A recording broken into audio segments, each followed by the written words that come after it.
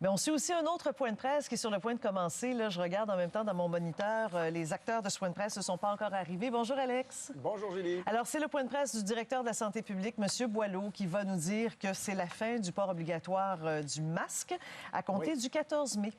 Ouais, évidemment, la santé publique propose et le gouvernement dispose, mais avec cette recommandation-là, donc, on doit laisser tomber cette dernière consigne sanitaire dite populationnelle qui a un impact direct sur la vie des gens pour les lieux publics généraux. Ça veut dire les commerces, ça veut dire les salles de spectacle, les cinémas, les centres commerciaux, mais pas pour tous les endroits, par exemple. Le port du masque devrait demeurer dans les endroits clos où on ne peut pas maintenir une certaine distance entre les gens, comme le transport en commun, devrait être maintenu aussi dans le réseau hospitalier, dans les endroits où il y a des personnes vulnérables, comme les CHSLD, les résidences pour personnes âgées. Donc, ça devrait demeurer. D'ailleurs, Julie, ça devrait faire partie des questions qui seront posées au Dr Boileau, à savoir qu'est-ce qu'il recommande comme calendrier. Combien de temps on devra encore porter le masque dans les hôpitaux, par exemple.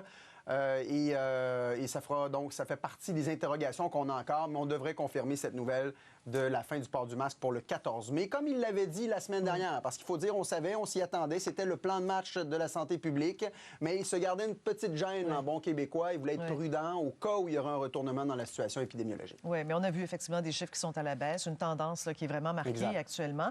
Ceci dit, on demande aux gens quand même de faire preuve de jugement. Vous allez gérer votre risque en fonction de votre état de santé. Alors, ça ne veut pas dire que parce que le masque n'est plus obligatoire que vous n'avez plus le droit de le mettre.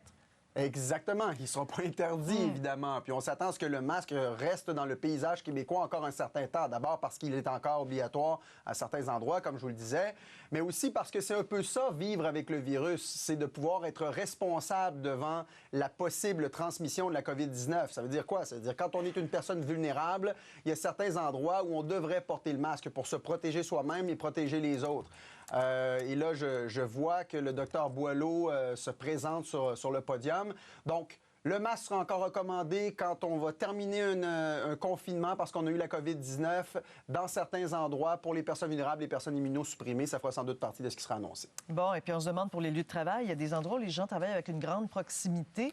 On sait que le ministre du Travail a des questions aussi à ce niveau-là parce qu'il dit que les employeurs sont quand même responsables de la sécurité de leurs employés. Bien, écoutez, on va avoir... Le masque va être levé, plutôt que de dire le voile va être levé sur ces questions. On écoute Dr Boileau. Merci, Alex. Au revoir, Julie. Au revoir. Bonjour à toutes et à tous. Alors, à mon tour de vous souhaiter la bienvenue à cet autre point d'information hebdomadaire sur l'évolution de la pandémie. En l'occurrence, ce qui se passe dans la 6e vague. Et puis, je remercie bien sûr Dr Lontin d'accepter à nouveau de m'accompagner pour nous partager son expertise bien connue sur les différentes questions spécialisées en maladies infectieuses. Alors, cette semaine, on est porteur de plusieurs bonnes nouvelles, en commençant par la situation pandémique qui montre des signes très tangibles d'espoir pour nous amener de l'autre côté de la vague. Alors, tous les indicateurs sont à la baisse, que ce soit le nombre de cas, le nombre d'employés de santé qui sont positifs, le nombre d'hospitalisations, les absences pour les travailleurs de la santé, je le mentionnais, les absences également pour les élèves, que ce soit au niveau primaire, au niveau secondaire. En fait, tout le portrait va de mieux en mieux. Même les éclosions sont en baisse. Alors, comme vous le savez, on a affirmé il y a pas longtemps, il y a quelques jours à peine, que si la tendance se maintenait, ce qui a été le cas, bien, nous allions recommander au gouvernement l'obligation de lever plutôt l'obligation du port du masque dans des lieux publics fermés ou partiellement couverts, comme c'est mentionné souvent. Alors, c'est ce qu'on a fait et le gouvernement a accepté. Alors, moi, je vous annonce que l'obligation du port du masque dans les lieux qu'on vient de décrire va être levée à compter du samedi 14 mai à minuit entre le vendredi et le samedi, donc à 1 minute le matin, sauf bien sûr dans les transports collectifs et dans certaines situations particulières. On y revient dans 2 instants. Alors, bien sûr, même si le port du masque n'est plus obligatoire à compter de cette date-là pour les lieux publics, ça ne veut pas dire que c'est une interdiction de l'utiliser. Là. Ça va de soi. Il y a des situations qui l'exigent, devrais-je dire, ou en tout cas qu'on va recommander. Alors, il va plutôt être facultatif et on pourra bien sûr le porter par choix personnel ou par souci de protéger les autres, ce qu'on a souvent dit. Alors, nous invitons toutes les Québécois à respecter ce choix pour l'un ou pour l'autre, qui va être différent certainement d'une personne à l'autre. Alors, on doit absolument rappeler que le port du masque demeure recommandé dans plusieurs situations. Ça ne vous surprendra pas. On va parler des personnes qui sont les plus vulnérables, soit en raison de leur âge ou de certaines maladies qui les rendent plus à risque ou d'une immunosuppression ou des gens immunodéprimés. Alors, eux, on recommande toujours, bien sûr, de continuer à porter le masque dans les lieux publics et aussi avec les personnes avec lesquelles elles interagissent, donc en tout respect du risque pour ces personnes de développer une maladie plus grave. Alors, le port du masque va continuer aussi d'être obligatoire dans les transports collectifs pendant un certain temps, parce qu'il est plus difficile de contrôler l'achalandage, puis par conséquent, de garder une distance minimale entre les passagers. Le port du masque va continuer aussi à être exigé dans des lieux qui offrent des soins. Alors, il n'y a pas de surprise, là, dans les hôpitaux, dans les CHSLD, dans les cliniques médicales, c'est important de maintenir le port du masque en raison justement de la cohabitation de personnes qui sont vulnérables et des personnes qui peuvent potentiellement être atteintes de la COVID. Alors qu'il est très important de protéger l'un et l'autre, mais surtout les personnes les plus vulnérables, cela va de soi. Alors, le masque va continuer aussi à être recommandé dans plusieurs milieux d'hébergement, que ce soit les ressources intermédiaires, les ressources de type familial qui abritent des personnes plus vulnérables, des personnes âgées, dans les résidences pour personnes âgées aussi, ça va être suggéré. Et bien sûr, s'il y a des événements qui se passent, des éclosions, bien les gens sont invités à continuer à porter le masque. Alors, tout ça, c'est parce que le virus ne nous quitte pas le 14, il va continuer à être là. Alors, on rappelle, puis ça demeure très important qu'en situation de symptômes, on reste à la maison et on s'isole et on se teste. Et la maison, ça peut être chez soi, bien sûr, chez soi dans une RPA, ou encore lorsqu'on est en déplacement, on se trouve un endroit où on est capable de protéger les autres de notre situation, surtout au début. Et si le test est négatif, bien, on porte tout de même le masque et on observe l'étiquette respiratoire et on applique ça en tout temps pour toute personne qui a des symptômes. On n'a pas besoin d'être sûr que c'est la COVID, puisque, comme vous l'avez entendu, on a une activité grippale qui est toujours présente au Québec et qui a même montré certains signes d'accentuation. Alors, quand on a des symptômes, on s'isole et on protège les autres. Alors, et on porte bien sûr un masque en présence des gens qui sont plus vulnérables. On l'a toujours dit, mais on ne le dira jamais assez. Alors, la prudence est de mise, même si globalement, la situation de la COVID semble aller de mieux en mieux, comme on prend soin de le souligner aussi. Le virus, lui, il reste le même et il demeure potentiellement contagieux durant 10 jours lorsque nous faisons l'infection. Alors, on est en voie, bien sûr, de sortir de cette 6e vague. On le voit très bien, là, on est de l'autre côté et c'est manifeste, les gens le constatent eux-mêmes, mais on doit tout de même à nouveau rester prudent parce que la pandémie, elle n'est pas terminée. Alors, dans les prochaines semaines, l'infection va continuer à circuler dans la communauté, mais d'une façon moins intense de ce qu'on a vu au cours des dernières semaines, mais elle va continuer à se propager. Donc, ça n'arrête pas du jour au lendemain, ça continue. C'est une vague qui diminue, mais ça continue. Alors, cette vague va certainement continuer, mais baisser. Puis ce qu'on sait, c'est que c'est des plus probables qu'il y ait une nouvelle vague à l'automne.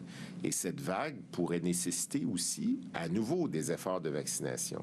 Alors, nos équipes se préparent en conséquence et nos meilleurs experts se penchent déjà sur cette question pour s'assurer qu'on va être fin prêt. Alors voilà, en terminant, je voudrais quand même glisser quelques mots sur des données qui nous sont parvenues plus tôt ce matin par l'Institut de la statistique du Québec. Alors, c'est un organisme qui suit plusieurs éléments, en l'occurrence la question de la mortalité et l'espérance de vie. Alors, on était très heureux de voir que l'espérance de vie de la population québécoise a continué à augmenter par rapport à l'année passée. On a atteint maintenant une moyenne de 83 ans, ce qui est très bien.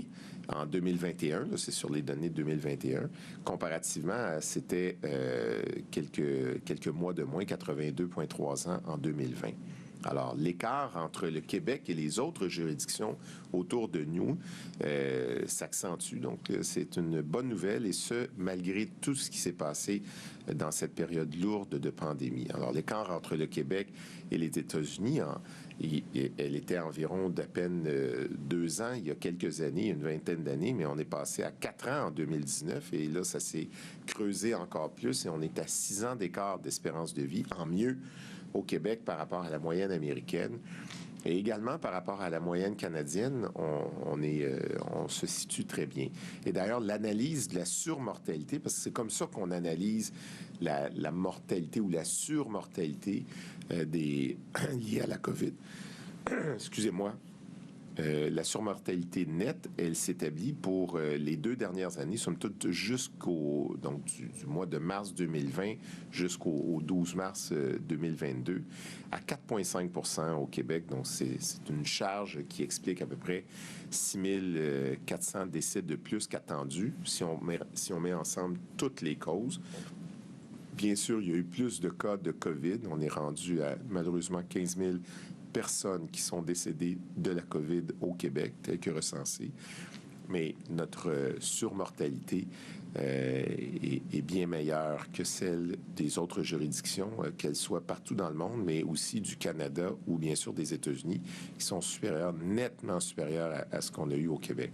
Donc, c'est dans un esprit d'information de l'épidémiologie et de ses impacts de la COVID que nous vous soulignons cela. Alors voilà, on est prêt maintenant à répondre à vos questions. Merci beaucoup, Dr Boileau. Donc, on passe à la période de questions en français, s'il vous plaît, en présentiel. Une seule question par média. Préférable de faire un deuxième tour par la suite, au besoin. Première question, Louis Lacroix. Bien sûr, mais ça va être 2 questions parce que c'est la coutume chez nous. Bonjour, Dr Boileau, Monsieur Dr Lontin. Vous dites qu'il y a de fortes chances qu'il y ait une nouvelle vague rendue à l'automne, qu'il y aura un effort vaccinal. Est-ce que c'est possible qu'on ramène des mesures comme le masque rendu à l'automne, ou si c'est totalement exclu? Et si le masque, là, c'est chose du passé de façon obligatoire à compter de façon définitive à compter du 14 mai, pardon. Monsieur Lacroix, il y a au moins 2-3 aspects à votre question. La première, c'est que, et Dr Lontin va ajouter sûrement, là, mais la première, c'est qu'il n'y a personne au monde en ce moment qui est capable de prédire ce qui va arriver avec le coronavirus. Il nous a envoyé plusieurs surprises dans les 2 dernières années, avec des variants nouveaux, certains qui étaient plus virulents, d'autres qui ont été plus contagieux, ou même plus contagieux et plus virulents. Il y a personne qui peut savoir ce qui va se passer. Alors, on n'est pas à l'abri d'une surprise qui va tous sur la planète nous porter à ajuster une série de mesures. Mais si on regarde en toute objectivité ce qui se passe en ce moment et l'évolution des variants que nous suivons très attentivement, puisqu'il y en a d'autres qui se pointent, on n'est pas du tout dans l'intention de ramener des mesures s'il devait y avoir une croissance. Regardez ce que nous venons de faire pour la 6e vague, là. On avait... c'est sûr qu'avant, il y a eu plusieurs mesures de prise, mais pour la 6e vague, on était sorti de la plupart des mesures, à l'exception du masque que nous avons attendu à un bon moment. Là, je pense que c'est le cas. Mais on n'a pas été obligé, en tout cas, on ne s'est pas obligé à ramener des mesures. Alors, gardons ça à l'esprit. Mais gardons aussi qu'il y a des lieux où ça va devenir essentiel de continuer à les protéger. Et ce sont, comme on le mentionnait, les hôpitaux, en l'occurrence les CHSLD ou les cliniques médicales. Docteur Lontin, veux-tu ajouter à cela? Oui. Bien, pour ce qui est de votre première question, la question, c'est pas est-ce qu'il y aura une 7e vague, c'est plutôt quand aura lieu la 7e vague. Je pense qu'on doit se préparer pour ça. Si on regarde quand même, on n'a pas beaucoup de recul avec la COVID. Il faut quand même réaliser qu'il y a eu moins de 3 ans, ce virus-là n'existait pas. Mais si on regarde l'été passé, on a eu environ 3 mois de répit. L'été précédent, environ 4 mois de répit. Espérons qu'on soit encore dans les mêmes eaux. Mais chaque saison risque, on va apprendre au fur et à mesure, mais chaque saison va être adressée en fonction de 2 grands facteurs. Dr Boileau l'a dit. C'est quoi le variant qu'on aura à ce moment-là? les variants, comme on l'a dit, la COVID nous a lancé beaucoup de balles courbes depuis le début de la pandémie. On n'est pas à l'abri d'un variant au tournant qui peut arriver dans 1 mois, 2 mois et qui pourrait changer la façon dont on est protégé. Donc, quel variant aurons-nous dans quelques mois? C'est très dur à prédire actuellement. Le deuxième point, c'est quelle sera l'efficacité vaccinale à ce moment-là et l'efficacité et aussi l'immunité naturelle. Parce qu'on le voit quand même qu'après 4-5 mois, l'immunité d'une infection antérieure ou l'immunité due au vaccin a une diminution. Quelle sera l'ampleur de cette diminution-là en fonction du variant qu'on aura à ce moment-là? Donc, avec ces 2 facteurs-là, il y aura vraiment une campagne de vaccination qui sera fort probablement nécessaire dans le courant de l'automne prochain, mais encore une fois, à quelle population elle sera adressée? Est-ce que... Il faut garder en tête que les campagnes de vaccination au Québec ne sont pas là pour prévenir l'infection. Ils sont là pour prévenir les complications, prévenir les maladies sévères, les décès, les hospitalisations. Si un nouveau vaccin permettait de vraiment prévenir encore plus les infections, bon, on va être content, mais pour l'instant, on est vraiment là avec une vaccination pour protéger les personnes vulnérables.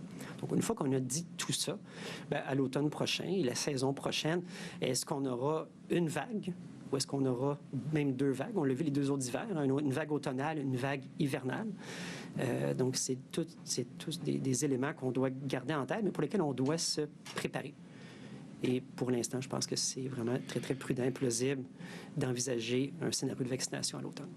Et pour ce qui est des transports en commun, Dr. Boileau, vous avez dit que ça va être maintenu jusqu'à nouvel ordre dans les transports en commun. Est-ce qu'il y a une date précise que vous avancez?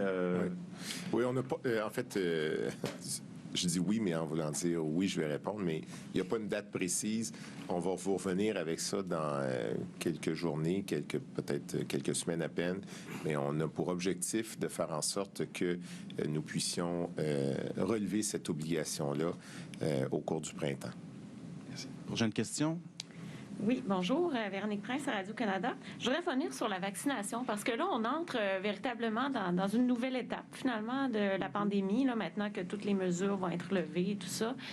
Et justement, cet automne ou à partir des prochaines années, est-ce que déjà, dans la façon de vous préparer, vous savez un peu à quoi vous attendre? Est-ce que ça va être comme l'influenza? Chaque automne, systématiquement, on va demander aux gens de se faire vacciner. Est-ce que ça va être pour tous les groupes d'âge? Est-ce qu'on va éventuellement avoir un vaccin, dans les études que vous voyez à travers le monde et tout ça, est-ce qu'on va avoir éventuellement un vaccin qui va nous protéger plus longtemps? À quoi on peut s'attendre niveau vaccination là, dans cette nouvelle étape de la pandémie? Alors, ce sont des questions qui sont très pertinentes et puis que nous nous posons beaucoup avec plusieurs experts. On a d'ailleurs eu, même dans les dernières heures, des rencontres sur cela. Le paysage n'est pas parfaitement clair, mais nous savons que nous avons demandé beaucoup plus de prédictibilité à l'ensemble de l'équipe d'expertise qui se charge de cela, notamment le Comité d'immunisation du Québec. Et à votre question, je vous dirais que le souhait le plus grand, c'est d'abord de tenir compte du nouvel arsenal vaccinal, puisqu'il y a d'autres produits qui sont en route actuellement. Il y a des études qui sont faites sur de nouveaux types de vaccins qui utilisent des technologies aussi modernes que celles qui ont eu, mais qui se précisent plus sur des variants comme ceux de l'Omicron ou la déclinaison de ça, d'une part. D'autre part, d'essayer de bien placer ça au bon moment pour que ça soit avant une vague, pas pendant une vague et encore moins après. Et là, c'est cette question de prédictibilité, comme Dr. Lontin l'a dit, de suivre ça, les variants, d'une façon très sensible pour ne pas se faire surprendre. Alors, pour être solidement prêt, puis c'est ce qu'on annonçait et c'est ce qu'on nous demande aussi de faire. Et bien sûr, il faut anticiper que... et là, Dr. Lontin maîtrise ce domaine comme un des grands experts mondiaux, là, mais il faut anticiper qu'on va être encore pris avec des variants qui vont arriver et qu'il va falloir sans doute tenir compte de cette immunité dont Dr. Lontin parlait, qui baisse, que ce soit une immunité naturelle ou induite par les vaccins après un certain temps, et qu'il faut faire des rappels. C'est différent de l'influenza. L'influenza, c'est un virus qui change peut-être un peu plus, puis des fois, le vaccin n'est pas aussi efficace. Mais on a un avantage énorme en ce moment, c'est que les vaccins sont franchement, en tout cas, très efficaces pour prévenir, comme c'était dit, non pas juste l'infection ou peu l'infection, mais c'est surtout l'expression grave d'une infection. Alors, on est en train de se préparer beaucoup. Sans doute que Dr. Lontin voudrait encore là préciser... Bien, en fait, c'est dans la même veine.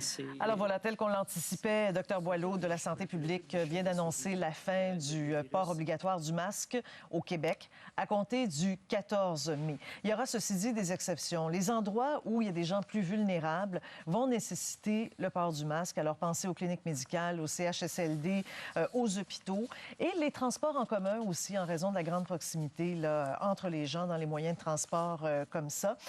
On dit il n'est pas impossible.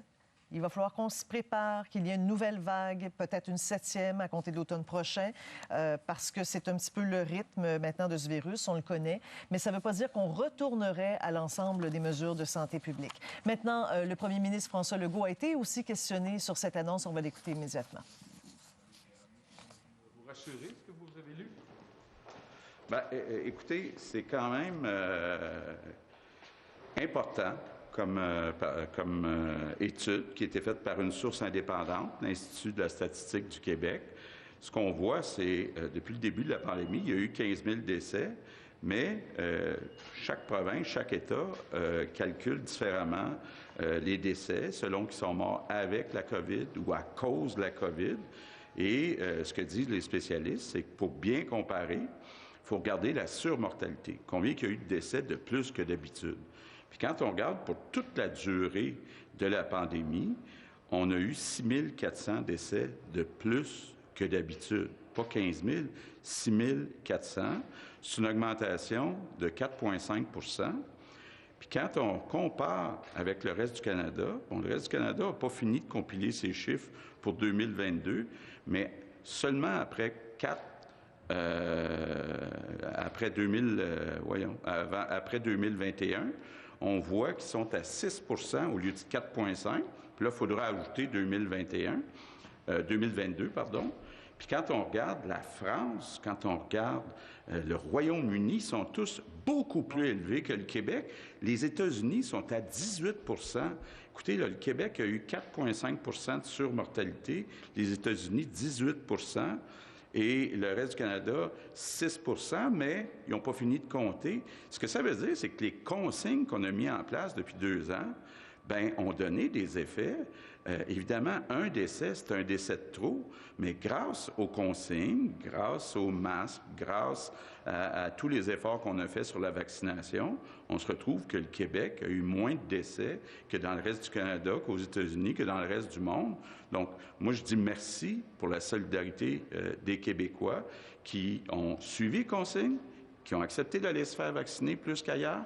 Donc, évidemment, 6 400 décès, c'est beaucoup de décès, mais quand on se compare, bien, on voit que les efforts qu'on a faits ont valu la peine. Mais vous devez être quand même inquiet, là. On retire le masque, le virus circule encore.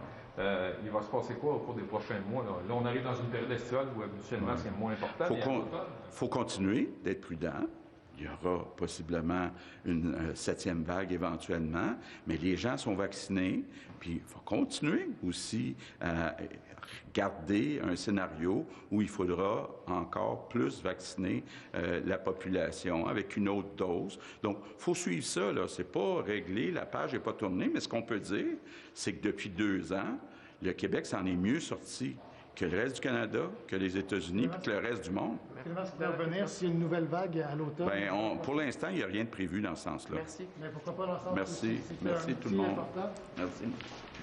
Alors voilà, François Legault ici, que vous venez d'entendre, qui a parlé aussi là, des nouveaux chiffres qui sont sortis par l'Institut de la statistique du Québec sur l'espérance de vie, qui est revenue maintenant à des taux d'avant la pandémie, c'est-à-dire espérance de vie de 83 ans. Là, vous avez aussi le nouveau bilan des cas pour le Québec avec la COVID. Il faut quand même noter qu'on a enregistré 30 nouveaux décès, ce qui est quand même considérable, là, et on rapporte une baisse de 19 hospitalisations.